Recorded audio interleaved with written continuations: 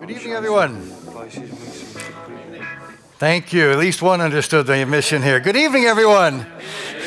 It's great to welcome you up to the Körte campus, and you have successfully made it here, which is for many not always so easy to know. We have many campuses, and this is where I spent almost 7 years of my life, back when there were more cows than students up on this pasture. My name is Chris Lubkeman, and I have the pleasure and the privilege of leading the Strategic Foresight Hub within the Office of the President here at ETH Zurich. And most importantly, it's my job to guide us through this evening's conversation. The ETH Global Lecture Series is a platform where we bring remarkable people together to discuss their personal insights, interests, experiences, and expertise on contemporary topics. In addition to simply satisfying our curiosity to learn, we also hope that these dialogues will expand all of our perspectives so we can broaden our thinking, challenge our opinions, and consider how we can make an even more meaningful contribution to society. When we think about contributions to society, if we go back to 1819, on this day in 1819, Alfred Escher was born. And Alfred Escher was, for the Swiss in the room and the industrialists who are perhaps living or know about Switzerland, was an extremely important figure, also with the establishing of the ETH and, I would say, the Swiss industrial might. An entrepreneur, a designer, a banker, a politician. On this day also, Tchaikovsky presented Swan Lake, an incredible work, a different kind of work, as elegant, as powerful as many of the things which engineers could create. And thinking of engineers, on this day, the second human came back to planet Earth for circling the Earth, which was John Glenn. And it's quite interesting, if you look at the capsule of John Glenn, it's titanium and riveted together. And to think of the guts, the belief which it took for this human to get inside of this can of tuna, it's phenomenal. And to think that's not long ago, it's within one generation, I was born right before then, that we are now going to talk about a very different metaverse than what John Glenn helped us discover.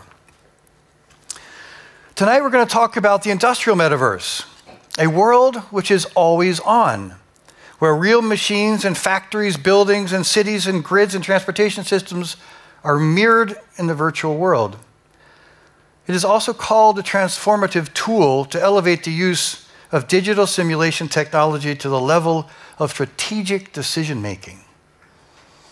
Very curious, personally, to hear much more about that, and I'm really looking forward to our two guests.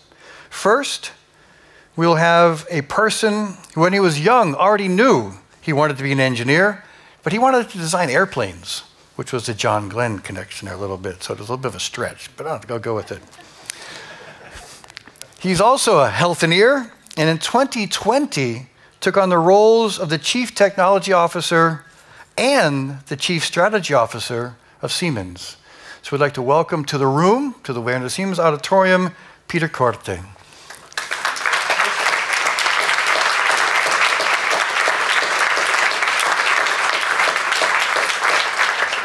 Now this evening, his discussion partner is one of our own here, an ETH professor, an ETH professor of production and operations management. He is also the co-founder of a startup which is very successful, Ethan AI, which is a fast-growing spin-off focused on data analytics and manufacturing. And he has by far the coolest mustache in the entire staff and faculty. So, Torbjörn, welcome also to the Werner Siemens Auditorium. You got to show them your mustache, man.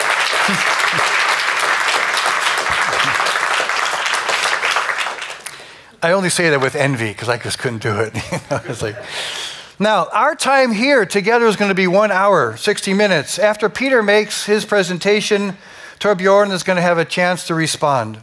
We're going to spend up here a bit of time in a dialogue, the three of us, and after about 40 minutes, tutti quanti, it's going to be your turn. Question cards will be shared with you, with our two helpers, and I can't see who have some cards we're going to share with you. And here they're coming down on the two aisles here. If you think you're the kind of person who's going to want to ask a question, you need to write it on the card, and then they're going to bring it up to me, pass it to the end, and then we'll collect these, and I'll kind of boom, boom, boom, and make an arc out of them. You're welcome to put the questions either in English or in German. Doesn't matter, but the most important thing is that I can read the question, okay? I don't read French, Italian, but English and German, das ist gut, all right? Does that make sense? So if anyone already knows, you can put your hand up and they'll pass some cards to you. Otherwise, we'll do that once we get going. Are you ready? You must not be ready, it's too quiet. Are you ready? Yes. All right, so, I'd like to welcome Peter to the Vanner Siemens Auditorium stage, and come on up. Thank you, Chris. Thank you. Thank you. Well, thank you, ETH and everybody, for having me, and thank you for making me feel like home. So Werner von Siemens Auditorium, you couldn't have chosen any better. I'm sure that was not a coincidence.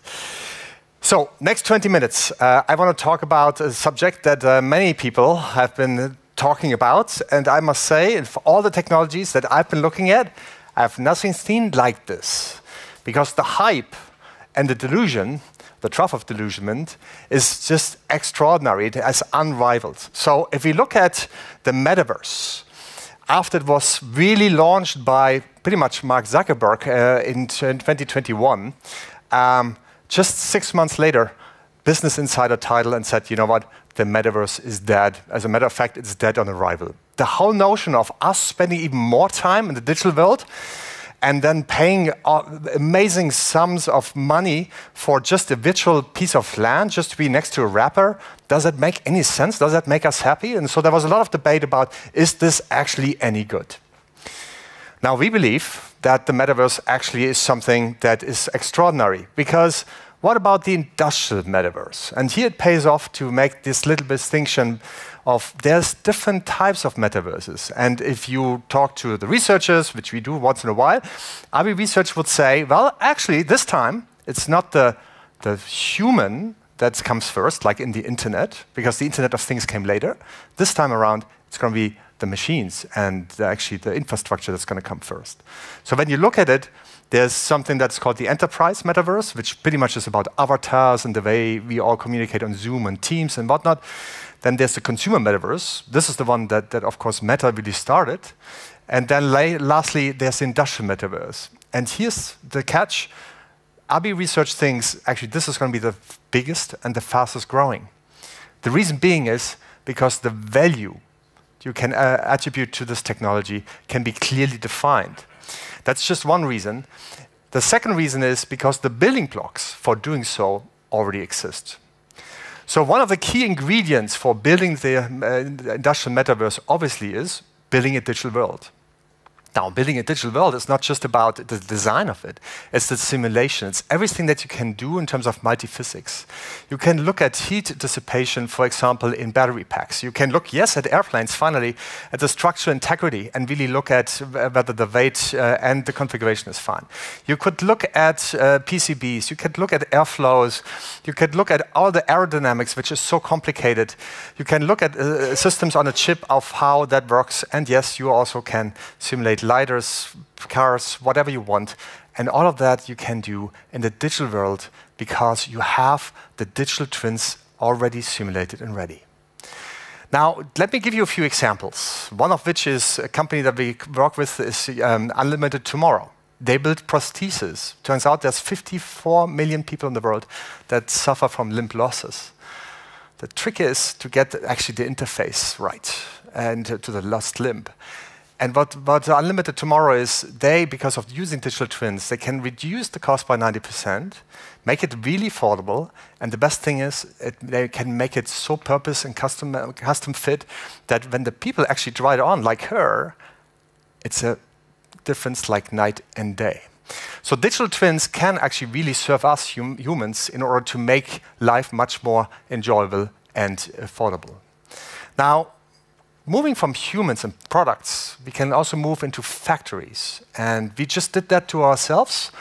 We built a factory, actually a digital native factory, completely in the industrial metaverse world, and where we realized 20% more productivity and 40% more flexibility from the very get-go. That's the reason why I believe the industrial metaverse is going to take off first, because you can calculate the value that, of course, that comes with it. So you can simulate factories. But we should not stop here, because we are just coming from a great session with Design++.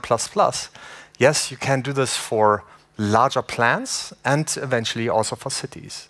So when we think about, for example, scaling up battery production, which we really need right now to make that energy transition work, these factories are called gigafactories for a good reason. They cost billions, they're huge, and we need them now.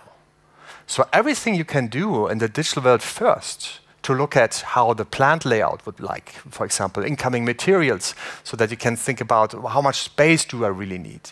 You can go then all the way into the production facility and take a look at how is the material flow actually then happening through the entire compound. You can look at actually each and every single production step. You can look at not just in discrete manufacturing. That's why battery manufacturing is so interesting. A battery is a discrete element at the end, but it's a process in the very beginning. It's a hybrid. So you have to simulate actually the way the slurry, this is what you're looking at, is actually really mixing. Is it mixing well enough? And then you can move all the way to the end of line final assembly, where Jack and Jill, that's how we call them, then really test of how the robots, how actually the final assembly line will work. So in all of that, you can do in the virtual world in much, much faster time than obviously you can do in the real world. And then lastly, as I said, here we go. Yes, you can do it for buildings. Yes, you can even do it for entire city districts. For example, we're building indeed something that is called Siemensstadt. It's a city district in Berlin, where it's a mixed environment where there's a lot of residential, commercial, but then also factories embedded. And these kind of renderings you know quite well. So these are nice renderings that you usually see in any kind of architectural firm. But the point, though, is the overlay that we do to here is that we do all the calculations with regards to energy consumption, energy supply, and the way actually this city will become eventually carbon neutral. So we can do all the calculations with regards to where is that energy is consumed. In particular, we are using sewers in order to obviously reduce the energy consumption that we can do. All of that you can simulate from the very beginning in that sense. So it's really a lot that you can do with it. Now you may say, well, how about then really its nature at the very end? How about we think about what we can do actually to this planet? Because I heard this word sustainability today quite often. I was very thrilled to hear that. If you are a passionate diver, what you saw, obviously, mouse coral reefs start to look like it. It's really, they're dead for many reasons. One of them is obviously temperature, but there's another reason that very often mankind-built barriers prevent actually flows of circulation of the water, and thereby preventing obviously the natural flow of cool water to cool or heat it. So with, again, digital twins, we're working with the Woods Hole Oceanographic Institute in Woods Hole in Massachusetts in order to simulate actually of how we can use digital twins to make this planet a better place by really knowing exactly what needs to be altered, having the same model, and then everybody using that model as the get-go to make these things much better. That's how they look like. It's not a good picture to look at. Okay, so you may say, well, that's fine. Well, we heard about this before, so what's new really? Because, I mean, digital twins, that's been around. And right you are, I mean, the CAD systems, 1970s deployed by NASA, then of course really spearheaded in actually aerospace, and then automotive later coming in the 80s. So geometry, single physics, that was important. FEM analysis, all of that came. Then we had, of course, all the mighty physics simulation, so in particular the aerodynamics coming in, but still very crude representations, you know it, the pixels, all of that, the voxels were quite large. Then came the PLM pervasion, where it was the question about its model-based engineering, which was a huge step forward, and collaborative, because everybody realizes just optimizing one specialty doesn't really make sense. So you had to look at mechanical, electrical, but then also not just from a engineering perspective, but production, service. So all of that finally came together. That's true. Fast forward, digital twins, as I said, is nothing new, although not commonly widely used, but by a few industries that are definitely ahead, where it's more about model-based operations, and of course, with the advent of cloud, obviously everything is becoming a little bit more as a service. And now what we're seeing is indeed what we believe is the next iteration, and it starts, it doesn't end, it starts here, where it's a persistent, immersive, and this is important, real-time world. So whatever you build, we think exists twice. It exists in the real world and it exists in the digital world. In the past, these two have been distinct worlds. What we think is that these are actually communicating with each other all the time. So take my battery fryer example that I had. Right now, we've only built it in the digital world. We are now building it in the real world. We're getting all the data that's coming from all the machines, and we are feeding it back into the digital world, and we simulate it, and we see how accurate we've been. The many models that we see over and over again is there's a lot of prediction, but the question is how good is the prediction? How accurate are they? And with that, we actually create a feedback loop to really realize where do we have to tweak the models? Where do we have also the ability to change certain processes in order to make that much, much better? So what do you need in terms of really building that? And the key technologies, many of them you will not be surprised about. Obviously, digital twins, Internet of Things, hugely important because you need to have that connectivity, so that data really flowing into it. Edge cloud computing is a great one. AI, well, nowadays, I guess, nobody cannot talk about it, but it's true. It's been always there, and I'm going to talk about this in a second. And yes, there's virtual and augmented reality, but it does not need to be.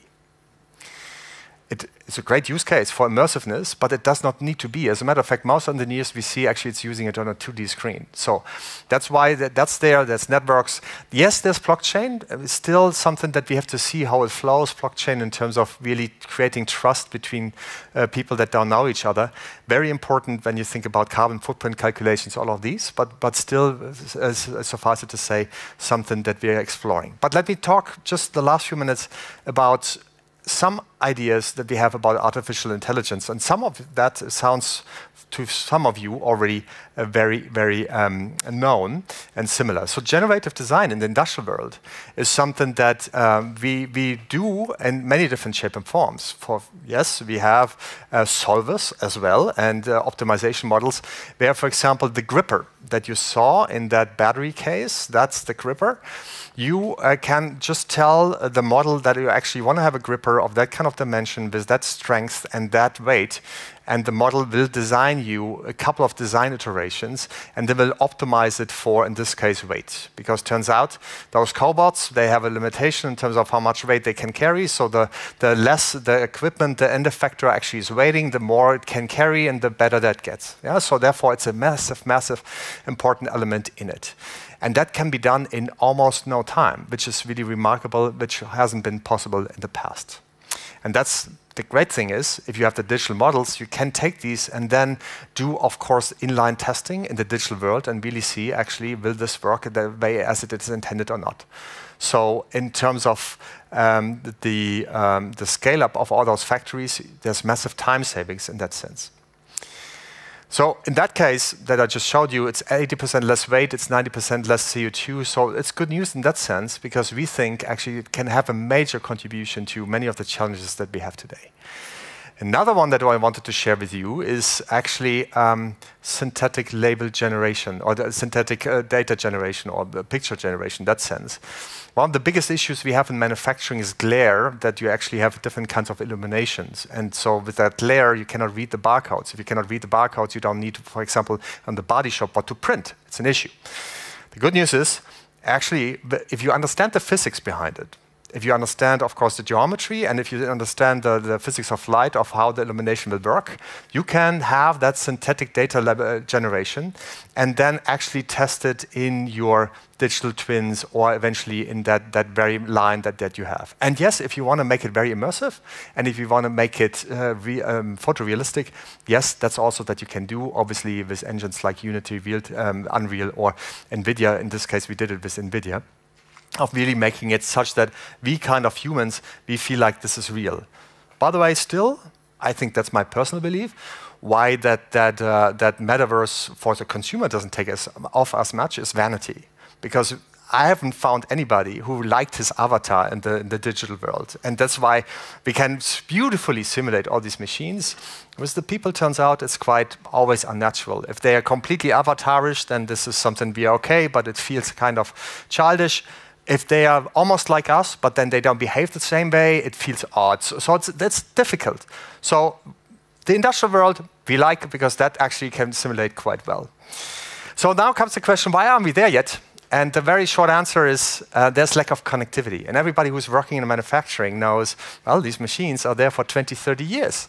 And they have to be written off. And many of those machines that are being written off right now, they didn't have connectivity to begin with. Or if they had, it was very cruel. Yes, there's a way around it. You can attach sensors and you can look at gyrometers and whatnot, and really look at, of course, how can we get that data out of it. But no, it's imperfect in terms of how we're going to make this work. The next one is lack of interoperability, because even if you have all that data doesn't speak to each other. So everybody who's tried to have different data models really coming together will understand that actually very often that translation work is a daunting task. Most of it is still happening in Excel, and that's not a good thing. So standardization is the key, which we need, but standardization, everybody who's involved knows it takes decades to get to a standard. So therefore, that's an issue. And then lastly, there's a lack of skills in order to get us there. The question is, of course, can large language models, just to use it once, help us to help, for example, the translation of interoperability? Because basically it's a translation job. So we are exploring of how technology can help us to overcome some of these hurdles there. But suffice it to say, there's a lot that we still have to do, and turns out it's not necessarily it's technology, it's most of the time it's the humans, because if we only collaborate together, then that works. And so this is why at Siemens, where we want to combine the real and the digital world, we launched something that we call the Siemens Accelerator, which is an open digital business platform. And the idea behind that business platform is that it follows 4 very simple principles, and that is, it's open. No customer likes to be locked in. It needs to be interoperable, APIs that everybody understands and that others can build upon. It needs to be flexible, deployable, and it needs to be as a service so that you really can scale it across everybody. Right now, we're making the first steps, also with great partners in Switzerland and throughout the world. But it really takes a village to get us there. And that's why we strongly believe in ecosystems, because there's not a single company that can build something that I've shown you in the prior use case, where it takes many companies in order to get us there. So that's pretty much what I wanted to share with you. So the question is, as we started, is it a hype or hope? It was for sure a hype when it started.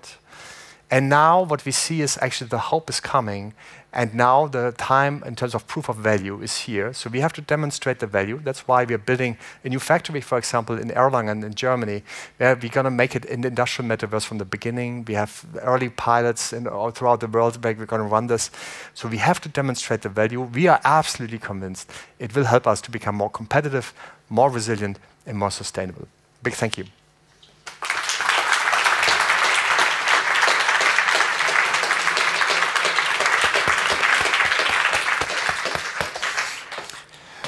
Excellent. Thank you, Peter. Torben, may I invite you to join us up here? I just lost my voice for a second. Fantastic. Great. And if you won't mind taking the middle. And if you like some water, the top's a bit tough. I would screw it off instead. So, thank you for that, Peter. Really quite interesting. I liked how you ended also with these 3 domains that these lacks which you described, and I think that's going to become, we'll come back to that in a minute.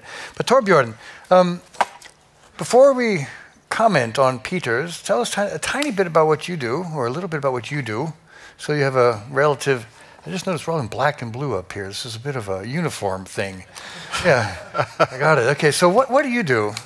And I do a lot of things, but I'm going to try to stay on topic. So the chair of production operations management is a group in the MTech department of ETH, and we are basically working on manufacturing management, industrial engineering. We're working with many Swiss companies, also many international companies, on basically improving their productivity, be that also making better workplaces, not just more profitable workplaces. That was a very short introduction. Yeah, I know that, but we'll get to more things. So tell me, what did you hear and what did you think?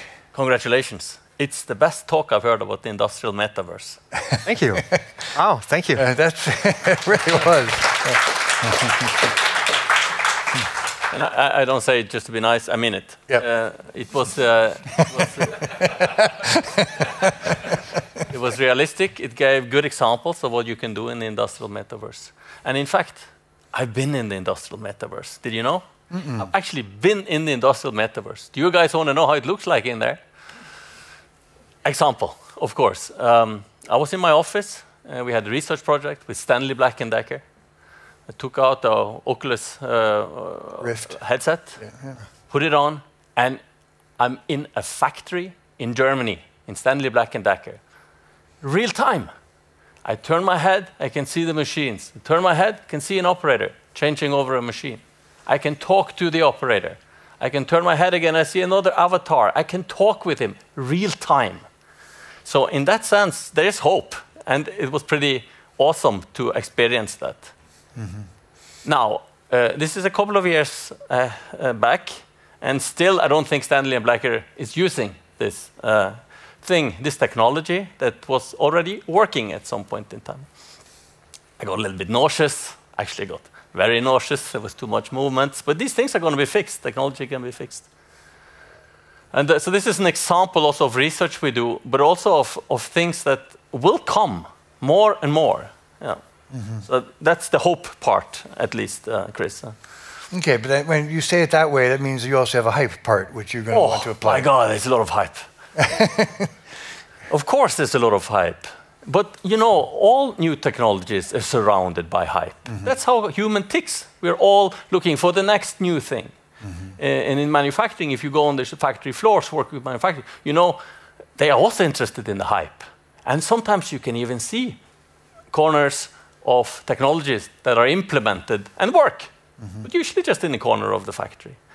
And so we need the hype. We need the hype to move forward, to go forward, look for the new solutions.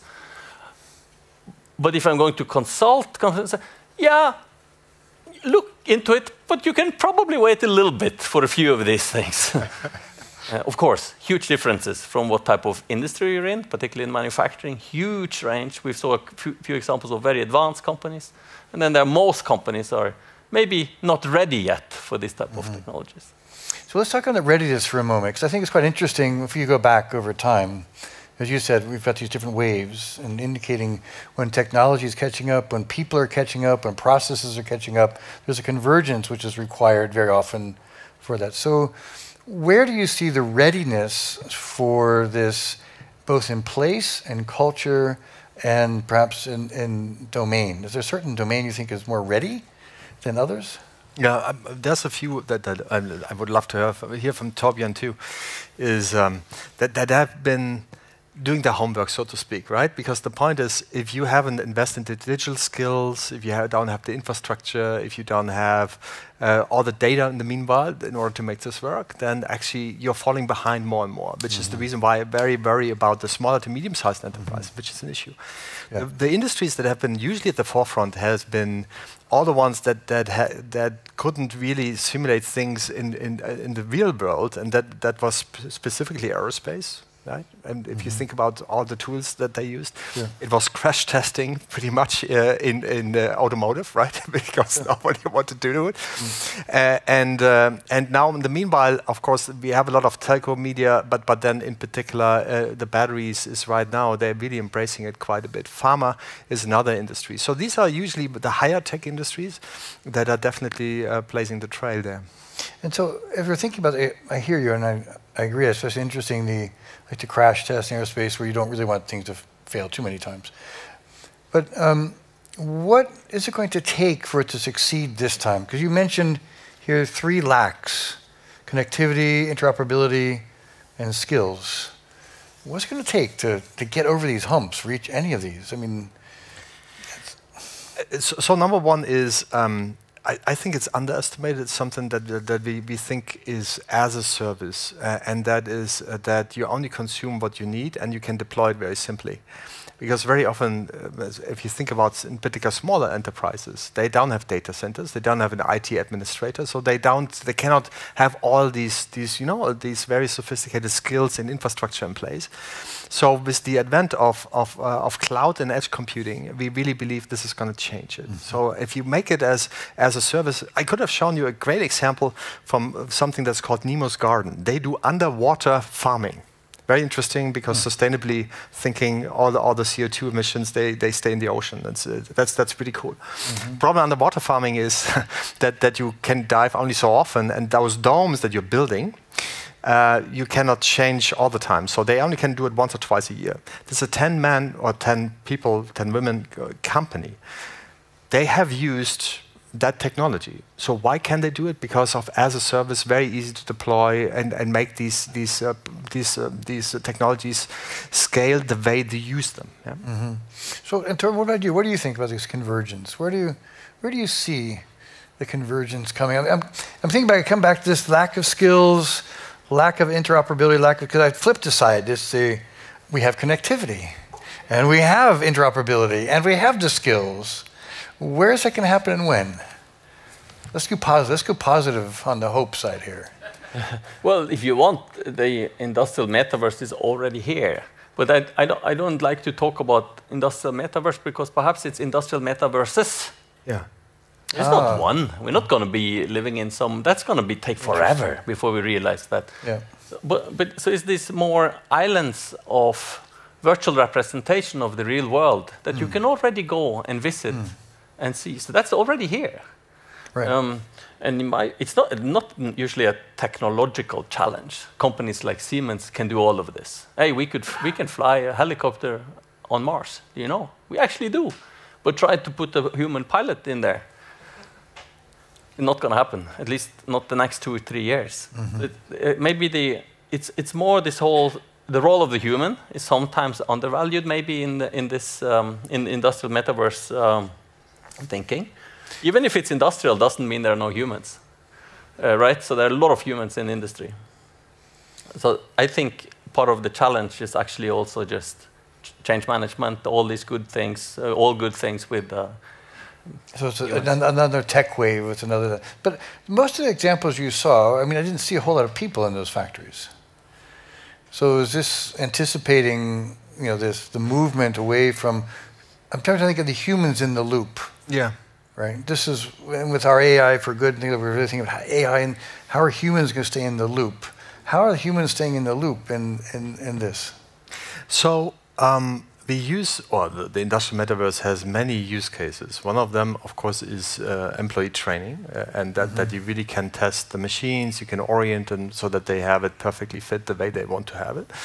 And they really can build their environment, right? And then it's being built, and then it's optimized to it's catering to their needs. So that's one very important use case. And what you see, because very often industrial metaverse is equal to immersiveness, and as I said, it's not necessarily the case. But if you look at also now all the visual headsets, right? Usually it's training use cases, and usually this is for us humans in order to understand this much better. What we are advocating is not just the one use case, it's the many. Yeah. And the ones that I showed you is obviously the flexibility with regards to machine vision, learning, all of that. That's what both of you emphasize, is the multiples. This is plural. And I think, but I want to both, you said again and again, and you kept emphasizing this, is that artificial reality and virtual reality are not necessarily part of this. In my mind, I was always thinking, put some glasses on, then you're in the metaverse. But you're both emphasizing that's not the case. So tell me more about that. I mean, I'm curious. When I try to make sense of the industrial metaverse, and I'm not sure if I don't think I have been able to do that entirely yet, but I try to split it into things that most companies do. And it's like designing product and processes. It's running making products, running processes. And then it's the after part, the analysis, root cause analysis, improving the processes. Now, in this world, for me, at least, it becomes a little bit clearer. Okay, designing part you can do with of course, virtual representation of parts. I know Siemens have some really cool use cases with Sony's augmented reality glasses together with Red Bull Racing. And we saw how you can design a factory before you build it. Okay, before. Now, we also talk about running the factory or making the parts or products. Then it's not so easy, actually, to take that design model and try to run that dynamically. You know? That's very complicated. But there are a few examples where this is working. In the semiconductor industry, we have run-to-run to control processes so they can adjust to each other. In everyday life, we have Google Maps. You can see what streets are congested and these type of things. But that's quite different from designing a road system, if you get me. And then the last part analyzes what were the root causes. Maybe we don't even need that type of immersion, because humans are very good visual thinkers. And using all tools and methods as well, like root cause analysis, we can build virtual representations in our head using simple frames or frameworks, and kind of go into the root cause analysis with this. Using data, can be data-driven, like Ethan AI is doing, but maybe trying to split a little bit this metaverse into these three parts, help us see clearer which technology can help at different phases. It's a great point. And if you think about PIDs and big plans, right, usually you're more interested in the function as a PID. The designs of the piping, of all the layouts. And that is a huge issue. And this is really the heart of it. And so therefore, you don't need to have all the beautifully photorealistically rendered environment, because you're more interested in the function as opposed to the visualization. Now, there's another element to this, and that is its cost. And still, if you will want to, I've showed you a few pictures there, and they were beautifully rendered, weren't they? And they look great. I mean, it looks really good. But it costs you a lot of money, because you have to have you have to buy these GPUs, and these GPUs are hard to get right now. But if you get them, you pay $30,000 a piece. And so then begs the question: do I really need to render this all photorealistically, or is it good enough? And the good enough question actually is the one.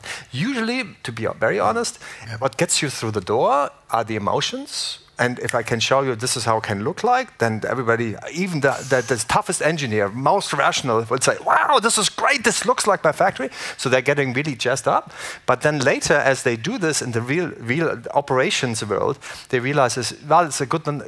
I don't need this if I do the cost-benefit analysis. Sure. So, Torben, you're looking skeptical over there. No, it's absolutely true, because we look at this model of the Freyr factory. So actually supposed to be built in Norway, in Mo i Rana. That's right, yeah. Arctic Circle. It's absolutely beautiful, wonderful engineering artwork by Siemens and partners. And then real world happens. That factory is empty. They have spent 250 million Swiss francs on this factory. They built the shell. They haven't put in the machines. Something happened. Not with the Siemens products, not with the ID, but other things. Market dynamics, people, politics. So you can have the best virtual models. In the end of the day, of course, what matters is what's running in real life. Sure. Okay. So that's the twist to that Freyr story, which is it's such a beautiful model. And of course, just an example, they have also used this type of models to build other factories that actually exist. Sure. But real life do happen. So, as they say, there's SHIT happens. You know, so, does anybody have a question yet? Do we have any? Did anyone in the room? No one has a question. You can just listen to me ask these guys questions for the next. Okay, so we're going to write them on cards. I can say it is a short question. Well, I tried. What about Chief Technology Officer and Chief Strategy Officer as a service? As a service? As a service. In which regards? Siemens. At Siemens, yeah, I'm at your service. That's what I am. Thank you for that. Okay, there's that one, and the rest of them are going to be written on cards. Okay, follow the process. Just so we can keep them going up and not waste and not have too much time in between. So I have another question. We're at the ETH and we have lots of students and researchers here. I'm asking you, sir. You said lack of skills. Yeah. We like to pride ourselves on preparing humans to work with skills. Yeah. What's lacking? What should we be focusing on? What would you advise our students? Well, first off, what I saw today was just amazing, because what I showed you was the industrial world, and what we looked at was more the architectural and the AEC, so architecture, engineering, construction world, and the whole concept of surrogate models to accelerate simulations or whatnot. That was just startling to see, because that's exactly what we do there as well. So I think there's a lot of great collaborations that can happen. So number one, but number two is what I think is. That you have to be multidisciplinary, right? It's not good enough to be, let's say, a good mechanical engineer if you don't understand computer science well enough. You have to understand. To be honest, as an engineer, I would think about social science again, because turns out a lot of stuff that we do actually is not being used because it doesn't cater to the human needs. So having those elements actually embedded. So what I'm trying to say is think as broad as you can, because if you want to go into the, let's say, depends on if you want to stay in research, go deep. If you go into the business world. I didn't need all the deep parts, but what really helped me was the broad part, really understanding about what people are talking about. So that's quite interesting, because I'm going to flip the question over to you, Torben, and the same kind of question to you when you're looking at the industrial world, because you're in the research and education market, and with your startup you consult. But what would you say on the flip side, the lack of skills in companies? Or the lack of skills or the lack of readiness on the other side? What needs to happen there for us to enhance the take-up of this? Well, lifelong learning is, of course, the thing we have to, and it's not the fault of the people who are in the industry, it's just technology is moving so fast. So that's something I think ETH is working on, and companies are concerned with. Yeah. And of course, you need to educate yourself on the trends and use new technologies. Otherwise, at some point in time, you may become idle. But that's also not new, because it's always been like this. Sure. Just Peter, you were shaking your head up and down when he was saying lifelong learning. Oh, well, no, I completely agree. And since you mentioned that I was a health engineer, is in healthcare, I have the statistic, you will like this. Actually, in 1950, when you graduated as a medical student, the doubling time of medical knowledge was 40 years. 40 or 40. 40.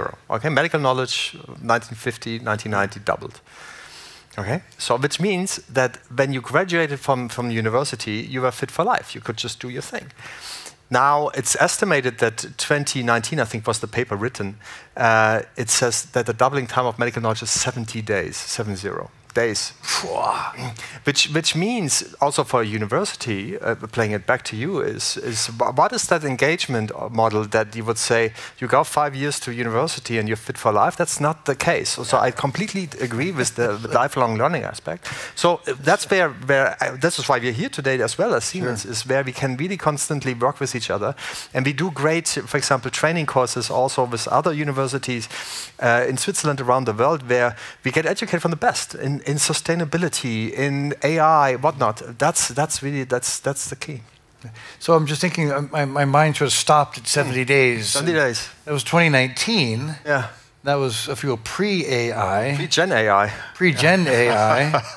I'm trying to think, what does that really mean for us, for you? I don't know what that means for you. But of course, if you go work with industry partners, many of them were not taught AI in school. It was statistics, maybe. Now there are new tools. But we also have to stop this idea of we all have to know everything. This is the hard part. There are so many technologies and words flying around that can confuse people or make people insecure, whether or not. It's obvious. I don't know everything about all the technologies in manufacturing. It's just too much. And I think we also have to come to peace with that and try to find ways where we work with others who have these skills and knowledge. And of course, we need to contribute something to the pie, but we don't all need to make the same cake. So. No, I think attitude has a lot to do with it. Yep. Right. I mean, attitude of the individual, attitude of the institution, attitude of the company or the business unit. If you have a leader, and it comes down to leadership, and this is what's clear, I think, with Siemens is the leadership has changed and recently, and that's made a big difference corporately of what that really means. So here's some really great questions. I'm going to, can Europe lead the industrial metaverse, or are we too late? Oh. Yeah, well, Europe will lead this. This is actually, I hear people looking to Europe for these type of things. We talk about manufacturing industry. Europe is not as in such a bad position as people seem to think. Actually, even Switzerland, people think we don't produce anything in this country. We're making everything from race cars to planes, and everything in between. Really, Switzerland is so sure we're going to lead it. And not just are we making these things, we're also such a high-cost country that we have to be innovative, have to be on the edge. So I don't think we're too late. That does not mean that the other continents, maybe China in particular, are not doing this. Of course they are. I see this through the World Economic Forum Lighthouse Network. But is it really a competition, or can we cooperate? I mean, at least maybe in my naive, maybe Scandinavian view of the world, that's still possible.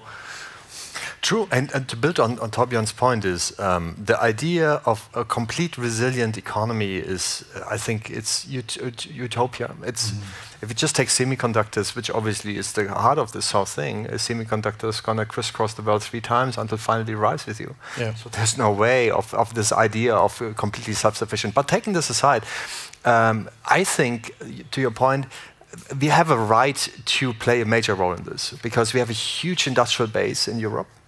We are driven a lot by regulation, which actually forces you to use some of these technologies. If you think about sustainability, driving down energy efficiency, all the reporting stuff, actually, reporting today only works if you have it digitally available, which means you have to have all this interoperability, all the data that comes together. So there's a good and a bad in terms of regulation, and I will not endorse here regulation, so just to be sure, but I'm just saying that we have a lot of what it takes to make this real. Yeah. There will be components, though, that will not come from Europe. Yeah, so that's just the fact of life. Well, yeah, we're not. Yeah, we're all on one planet. So, but you did say you're not a big fan of regulation, but you mentioned earlier that we need standards. Yeah. So differentiate between the two. Well, standardization is usually happening in industries where there's companies standing up, as we do right now in the metaverse. We have now the Metaverse Standard Foundation, where this is emerging. And so it's a group of companies that all have to contribute to this, making this work, from the design tools to everything that comes with it. And so we try to define standards. By the way, we just joined something that is called the Alliance for Open USD. USD is the Universal Scene Descriptor, so some of that to make it photorealistic. Yeah? So this is what you know from the movie industry. So this all the animated movies. So this is where industries coming together. And for the benefit of the customer. Regulation is different. Regulation is policy. Regulation comes from Brussels, where I'm going tomorrow. We're yet going to have yet another conversation about AI Act and whether that will drive high-risk AI applications outside of Europe. And I really think it does. Okay, so standards you're suggesting are almost voluntary or cooperative, and regulation is a must. Is a must. It's a must. It's an obligation. Okay. I'll let that slide for right now. We're just gonna, and we could argue about that over some wine. Okay, we do. I can sense the disagreement. No, it's interesting. Anyway, so here's another question, which is really interesting. I have no idea about this at all. Can the industrial metaverse help understand and/or anticipate emergent phenomena? Right, because we're looking at lots of emergence, and could this help us understand that in the factory or in systems? What do you see? I'm gonna turn to Torbjörn. Wow. That was completely fair. I liked how you did that, by the way. No, go ahead, you first. Let me jump into it. And yes, I mean that's in terms of, but not necessarily new in terms of AI, but think about statistic process control, where you look at within certain thresholds, you see where things are going, and you see that the trend curves are actually predicting that this thing's going to go away. That's exactly where it's going to help you, right? And so the industrial metaverse is going to bring all this kind of data together. Just one example where it really helps is when 2 years ago, when we had this major semiconductor crisis, the big issue was, what are you producing? Which models? Turns out it really takes a long time to reprogram all the process flows on your shop floor, to reprogram all your MES systems in order to make this work. If this is seamless, you can make these changes very quickly based on part supply. So not necessarily that you can predict, but you can react much, much faster because you can simulate what-if scenarios quickly in the digital world and then realize in the real world. So, yeah, I think that's an okay answer. Yeah. Thank you. But now you're going to make it a great answer. Yeah. So my question is that the metaverse, or is it good old predictive analytics and maintenance? So that's why it's a good answer. Yeah. And it's not miles away from, I think, what we've been doing. So a question I felt was a little bit, can we predict like kind of radically new things happening? It's not, in the met. And my brain's too limited. I didn't see that immediately. So that's fair. No, I think I liked your answer actually, and you can be skeptical. It's your job. I mean, I like that. Academics are skeptical by nature. But I actually think that's quite good because, as you were saying, the more data we have. This is what you mentioned about the synthetic data, where it's soft, clean, warm, cold data. The more data we have, the more we're able to understand. Right? I think this is true, and there are also the things we don't understand. Yeah. So this is where the emergence starts to come in, understanding complexity. And the next question kind of leads into that, which is around edge computing. Cloud computing is a key component, and edge computing enables the industrial metaverse. Are you at Siemens working on edge computing infrastructure? This seems to be a limiting factor for real-time computing. Yeah. Well, whoever asked the question, thank you a lot. Yes, the answer is absolutely. We believe that the edge is quintessential for many things. Number one is that we see that a lot of products, hardware products that are today, become more and more software defined. And sometimes you even can visualize that software, the functionality, for example, in PLCs, programmable logical controllers. You can, the heart of it is the real-time operating system. Now, the real-time operating system, the past was in a box.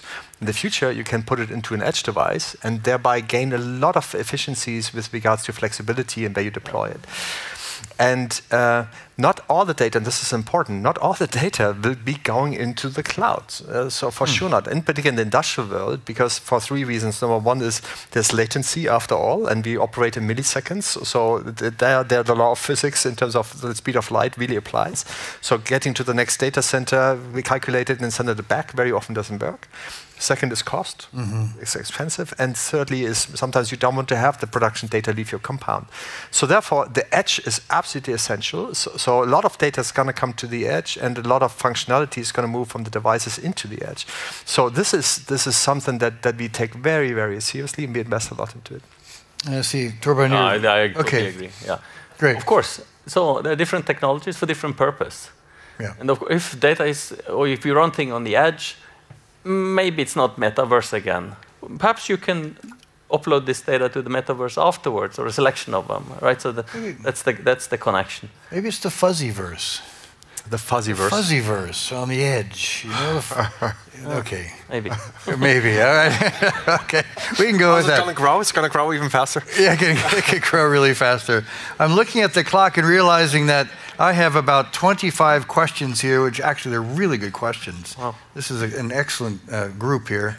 So I'm gonna make a democratic question. We've done this before. Swiss trains run on time most of the time. We're supposed to end at 6.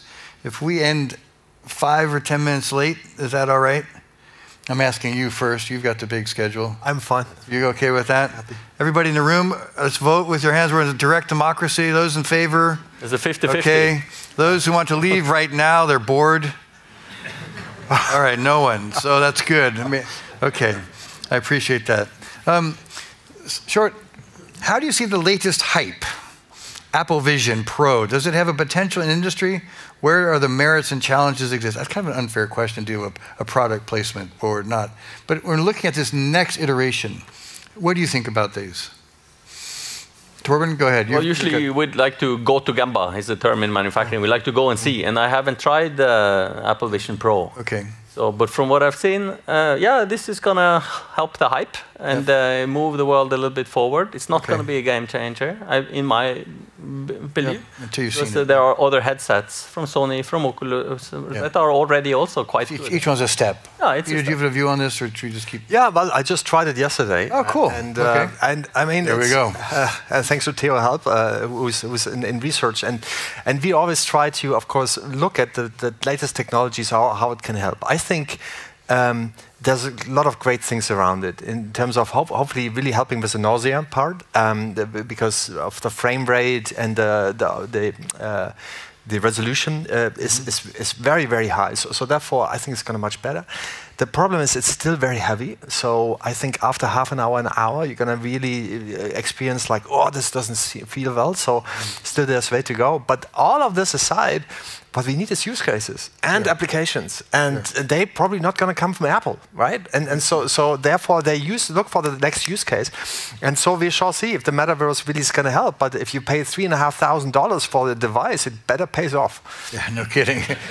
Fast, you know, this is a thing. I'm going to stay with you for a moment, Peter. It's another excellent question here. For your time in Siemens Digital Health, and given that healthcare is also slow to adopt to the digital transformation, what lessons can you share with us to bring into this next iteration? Yeah. Well, thank you also for that question. Really indeed, in 2018, we launched something that we called the AR Vet Companion. And AI, Vet, Radiology, and Companion as, no, it's not going to substitute you, human, radiologist, but it's going to be a companion. It's going to help you. So I think that was a good idea. Also, what Microsoft is doing, the co-pilot idea, is now I'm not going to take the human out of the loop, but I'm going to assist you in the loop. So that's a good notion. We learned the hard way when we launched this. We thought this is going to be superior to many radiologists, and this is going to sell like crazy. Still, it's minuscule. It really is minuscule. There's one lesson that for sure I can just tell everybody is that's the workflow integration. And so also with AI, one of the reasons why I think ChatGPT took off so well was that it felt so natural and was so easy. Now the question is, will this come into your work where you actually are only with the push of a button and not opening another window or getting yet another information? So that these digital threads, this very seamless embedding into your natural work environment, that very, very last mile to the human. If that doesn't feel intuitive and that is not easy, it will not be used because humans are lazy, and if you click 2 times, if it's just 2 times, it's not going to work. And so I only can give you that advice. So there are a couple of questions in here around exactly the human and the human in the loop. I come back, we asked that once, and someone said, well, there's examples in the highly 21st century simulation, planning of the 19th century factories. My grandfather would have recognized the factory. Where's the leap forward? I'm not quite sure about the KUKA arms and these, but you know, those might be different. But more about the human. How is this going to help the worker, the human, in that? You mentioned a little bit about learning, but what on the factory floor? Safety, efficiency, longevity. What I mean, from a research standpoint, what are you seeing? Where do you see this going? So from I don't know the age of the person who had this grandfather who would recognize this thing, but the factories have developed quite a bit. But of course, just like cars, they still look like factories. In the design phase again, of course, you can use this type of simulations to create workplaces with the right height, maybe adjustable height, so ergonomics. You can do a lot of simulation that helps ergonomics, and actually maybe also design workplaces that adjust to the worker. I think these type of technologies can help do these type of things. You can also make products that are easier to assemble, maybe even products that are easier to disassemble. So you can remanufacture and a few of these things as well on the sustainability aspect. Now, in the process, you can use augmented reality to train operators to do complex parts. You can maybe produce more variations because you can use, doesn't need to have a headset, can also be something projected in front of you. So yes, these technologies are coming, and we see them already, by the way, in the industry. They already exist. Piecemeal, maybe, but still. And of course, on the analysis part, yes, we can use data from the industrial operations to find the root cause, to reduce HSE risks and a lot of things. So hopefully and I think we can definitely use these technologies to create better workplaces as well. And yeah, 100% agree. And let me just add some flavor and color to it. I'll give you 3 examples. One of which is where we had an accident in a factory in India, and because of a forklift running around. And so now we have computer vision all around, and actually it looks at the distance of the forklifts to the humans, and if they actually come closer together, then a horn toots.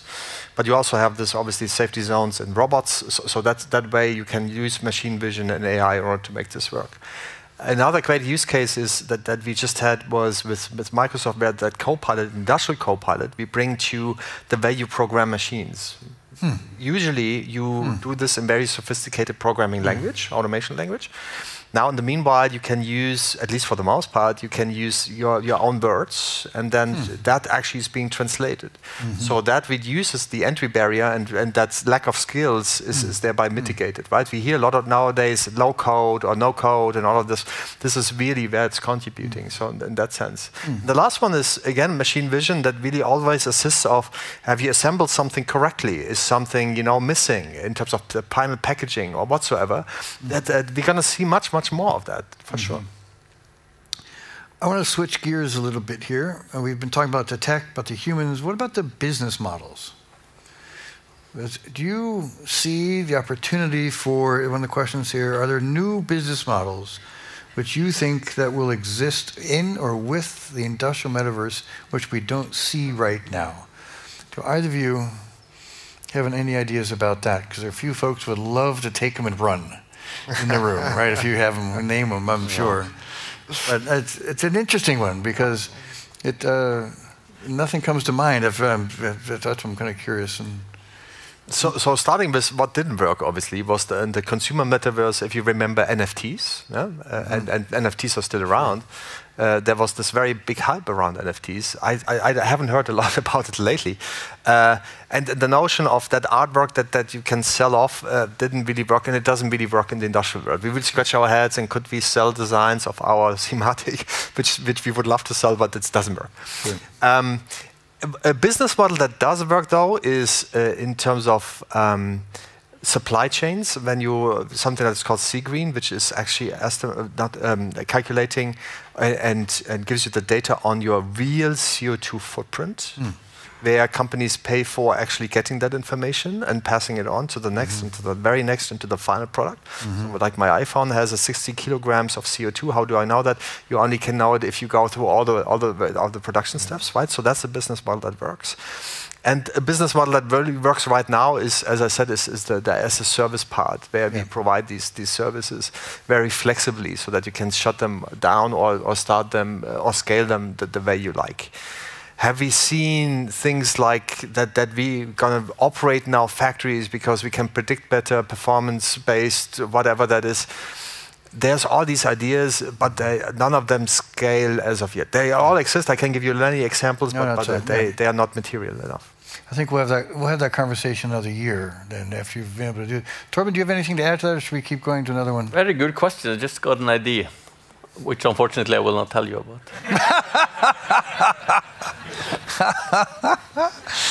Yeah, okay. All right. Leave it for the apero. Yeah, exactly. There's lots of wine going to be out there. So with the wine, you can get the idea out of Torben, and there you go. I'm going to stay with you for just a moment, Peter, because you mentioned the Siemens accelerator.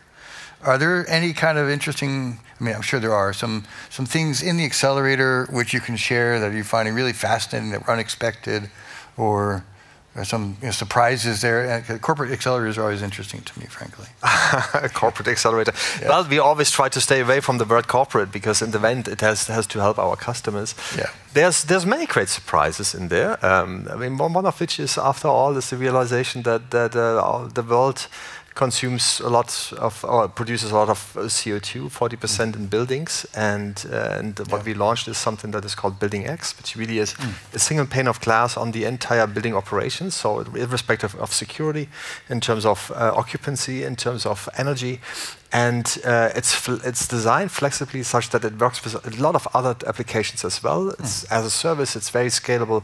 It's geared towards also smaller and mid-sized companies. So we like that a lot, as a matter of fact, and it's great feedback so far. But Henning can tell because he's sitting there. And Henning, are you so far so good? Thank you. You did a good job. That's good. It's nice when you're... these corporate guys, they never know what they're talking about. They never know what the real guys are doing. Yeah, that's the point. It's headgear. You just go stand on stage. Okay. Used to do that. That's all right. Torben, I haven't given you a chance to ask Peter any questions. I've been peppering both of you. Do you have one you'd like to ask him? Oh, actually, I have one, but I'm not sure. I have a doctoral student of mine who's working on something that I find extremely intriguing. And I was joking a little bit if I should ask this question today, and now I will. But it's a hard question. Huh? Okay. It's short but hard. All right. Are you ready? Yeah. What is data? 42. Yeah. Well, interesting question. Interesting question, yeah. That's what I don't have the answer. So we are working on this. I think it's at the core of all these things we talk about, digital transformation. Oh, we need data. But what is data in an industrial setting? And that's, so now I asked it. It's many things, but yes, probably there's no short answer to this. So now I would rambling probably. Let me think a little bit about it. Absolutely fine. We can do it over the apero. But I have a question too, is to you, and this is a serious question also. Maybe it's within production, but at large. What we're going to see is the explosion of data, right? Because everything's going to be connected, and so there's a lot of data, a mass. Most of that data, as we know, has to be turned into information, then into knowledge, and most of that data is just useless. The question is data storage, and one of the nice things about our human brain is, if you imagine that we would store every image that you see at every given point, because this is what machine vision does, it stores every single image, you would go crazy. You, as a human, you would go crazy, which means our memory every night really flushes the whole thing, and then you really only remember the things that you probably have processed in terms of information or knowledge. And I believe this is the key in the future, because you cannot deal with all this data. So the data strategy of what to store, what to aggregate into which forms. Are you aware of, because this is a customer question I get quite frequently. Beautiful. This is the type of discussion that triggered the question, what is data? And I think we don't have the time to, we should come back to this. Because it is really, it's not just ones and zeros. No, it's actually very complicated. You can take a video stream of this. You can store everything.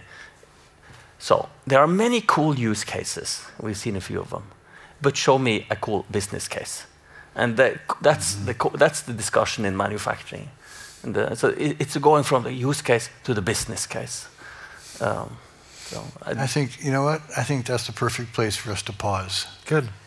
On a question which we can't answer on this evening, because Peter, you've given us lots to think about. You've answered the questions beautifully, both of you, and Torben, you've been a great discussion partner, and I want to thank both of you. You'll never invite me again. I will I won't say that. Let's thank them. Thank you, Chris. Really good. Thank you, Torbjörn. Now, before we retire to the foyer, I would like to thank all of you in the room for choosing to be here tonight. We all have many choices we can make every day, and we really do appreciate you joining us for the global lecture here and hearing these two amazing humans. Our next ETH Global Lecture will be back in the Hauptgebäude in the main building for International Women's Day on March 8th, and the title will be Empowering Change. And I would heartily invite all of you to join us for that as well. And I also would like to invite you to join us for a glass of wine or water or juice for the apéro outside in the foyer. And once again, let us thank our two guests for being such brilliant discussions. Thank you. Thank you. Thank you. Thank you.